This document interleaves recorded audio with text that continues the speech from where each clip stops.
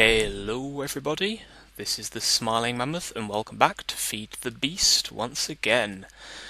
It does seem to be all a play at the moment, but I love it, so there. I have been up to a bit again. I have gone absolutely enchantment mad. Basically, what I got rigged up here is a skeleton XP farm. So if we have a quick look, it's taken me a couple of what would be the right word? Maybe a couple of versions to kind of finally get to this setup, because I was having a few different problems. So my initial setup, this has always been here like this. So this is exactly the same as the system we've got down at the bottom for the mob drops, but obviously I want to keep the skeletons alive. So originally what I had was I bored out a hole that went down like so, and then at this level there was water in each corner, and it pushed the skeletons. The sign here stopped the water from then flowing into the hole, and they get dropped down into the killing area. However, the problem with that was there's this thing spawns so quickly that it just overloaded the whole system. So that just didn't work at all, because they all just basically just got bunched up around the hole and none of them actually dropped. So I had to rethink that. That's when I changed over to this, which it takes the skeletons a little longer to get down, but they're pretty much a constant stream once they get going. So that really is no biggie whatsoever. Sorry, my dog has just wandered in, if you get some background noise. So once I got that rigged up, I can't go down here because of the turtles. I found a little script for the turtles that these are melee turtles, so they have swords, so they do quite a bit of damage actually, considering some of the stuff I have. They kill the skeletons, so they're already down to a heart or so by the time they hit this area, but it just makes life a bit easier.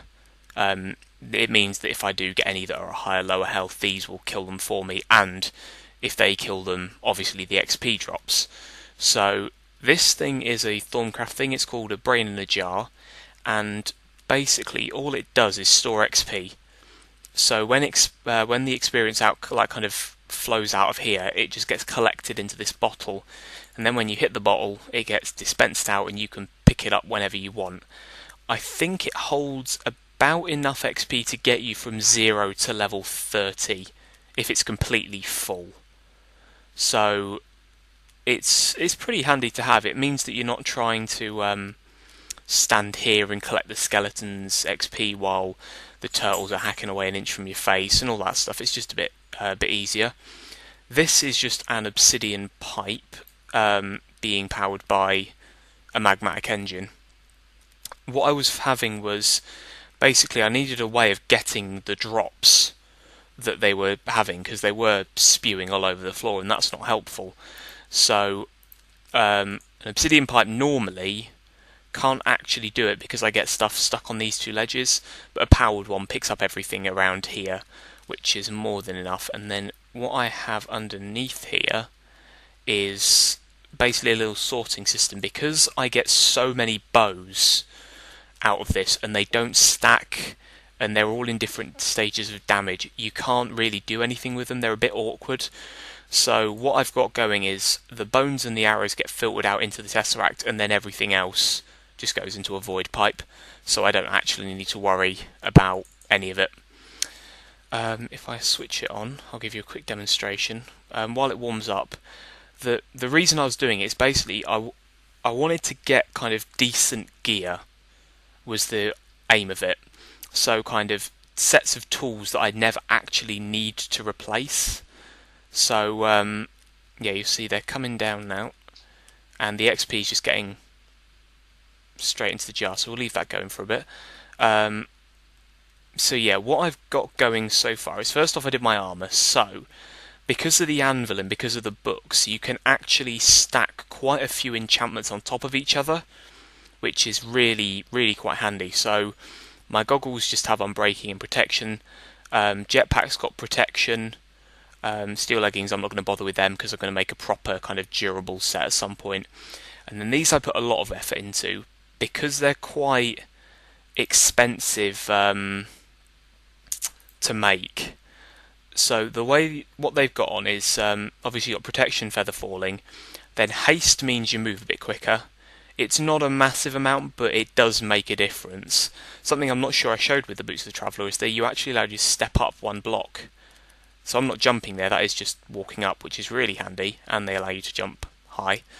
But the most important one on here is repair, and it's a Thorncraft one again. Basically what it does is it takes the aura from the area and basically repairs the durability of the boots with it. So if I take damage, I probably won't be able to now. So yeah, it's probably hard to see. But if the boots take damage, what happens is they just get repaired instantly. So pretty much, as long as I'm in an area with Thorncraft aura and I don't lose them for anything, these will last forever, pretty much, which makes repair a pretty valuable enchantment. And actually, this full chest of books came from me trying to get repair books, and I think I got 3 repair books out of this, and that's it. So they're quite rare.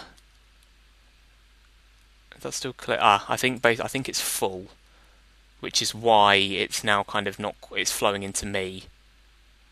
So if we give it a whack, you see it kind of we level up really quickly, and then what I'd normally do is enchant a book or something.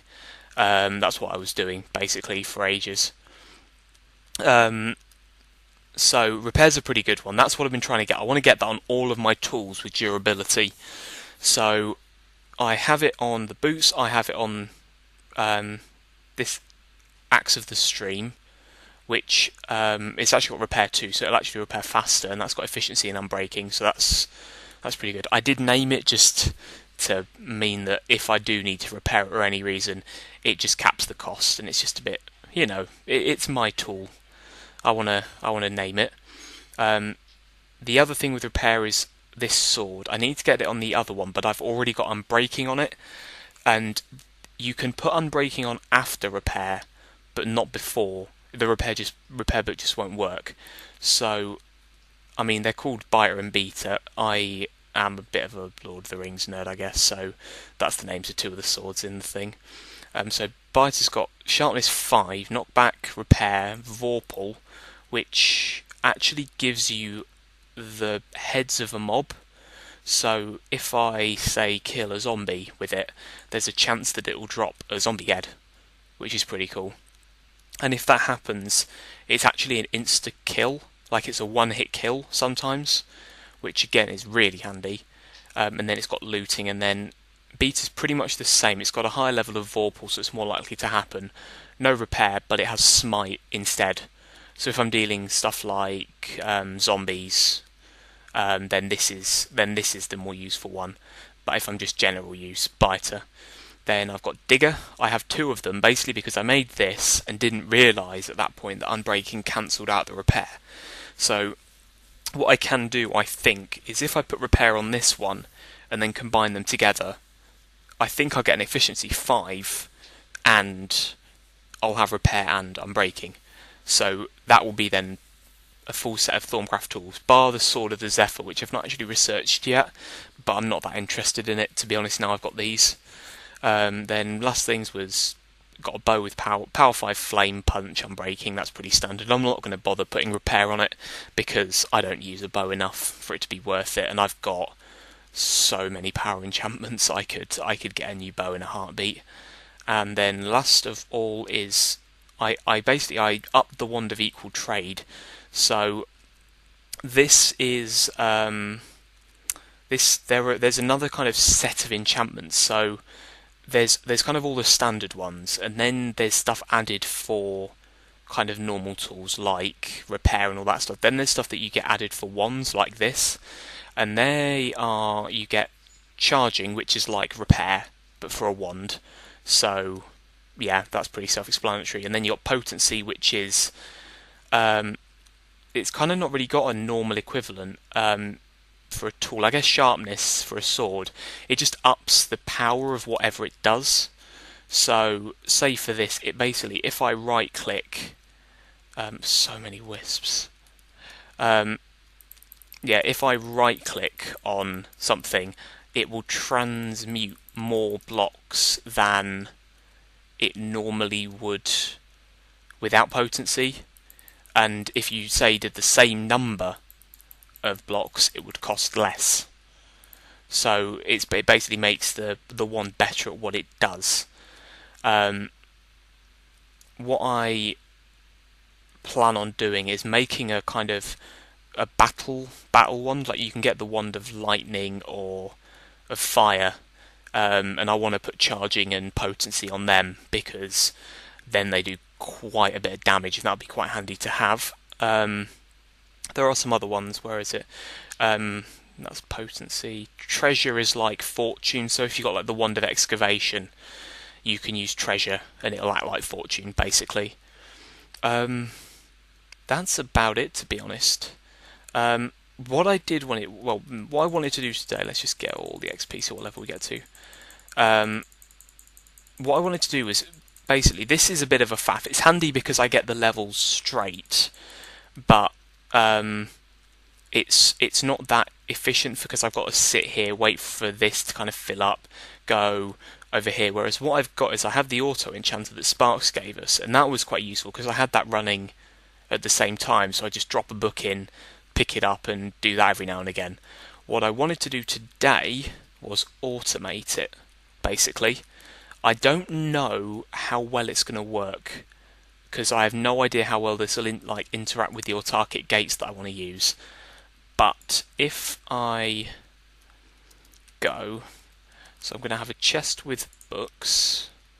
That's going to be that, and I'm going to want to flip that so it's pointing the other way. Then we have our books in there, and then a diamond chest down here for the enchanted books. Now, what I want to see is basically, because there's these two slots here, and what I think is if you pump something into the top, it'll go in the top slot, and if you take something out of the, if you pull something out of the bottom of the machine, it'll go like, if you pull out the bottom of the machine, it'll be this bottom slot. So I've just realised what I need is some books to actually be able to try it with. I'm really hoping I have some somewhere. I've moved the Thorncraft stuff out. Basically, what I want to do is set up a proper kind of place I can do Thorncraft stuff. So set up proper flux prevention methods, get golem workers to do stuff for us, just stuff like that, and that's going to need a fair bit of space. So what I may do is make a separate kind of little Thorncrafty building somewhere, maybe up in the air. I'm not really sure yet. That'll be another episode, but that's what I'd like to do with that, basically. So what I wanted to test first off is if we put multiple books in. So let's pull them out. And what happens if they try and stack?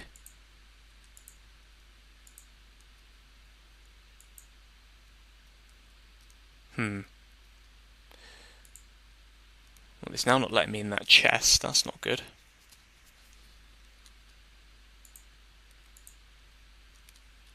I'm not sure if it's lagging or if I have broken something. Come on. Oh, no. Okay, something broke. Okay, give me a second, I'll be right back with you. Okay, something unexpected just happened. I may have broken the server, because it is no longer up. So something's crashed. I don't think we're going to be trying to automate that today. I may load up a kind of creative single player world and give it a try in there, but I think I might stay clear from that for a while. I just kind of picked this world, Mammoth Plays Minecraft world, just because it was kind of there. I'm trying out a new texture pack at the moment. I'm not really sure what I think about it, so if you let me know what you think. I like the jungle wood.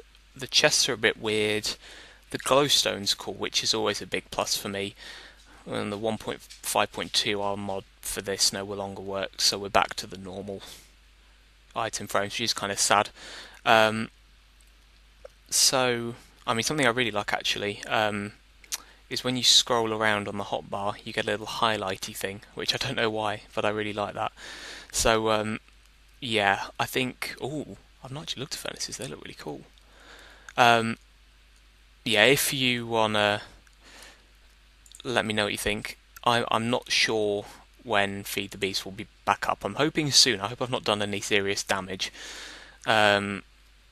But yeah, that's all I'm going to be able to record for today, I think, until I can get hold of BuildCraft and let him know what happened. So that's going to have to be all, I guess. That was a bit of a talky episode. I didn't really get up to much, but you know, I suppose it's not bad that we're kind of having episodes where at least you're just seeing what I've been up to. So yeah, I guess I will see you soon, probably for more Feed the Beast or Uncharted Territory. Actually, I recorded some more of that. So yeah, I will see you soon. Thank you very much for watching.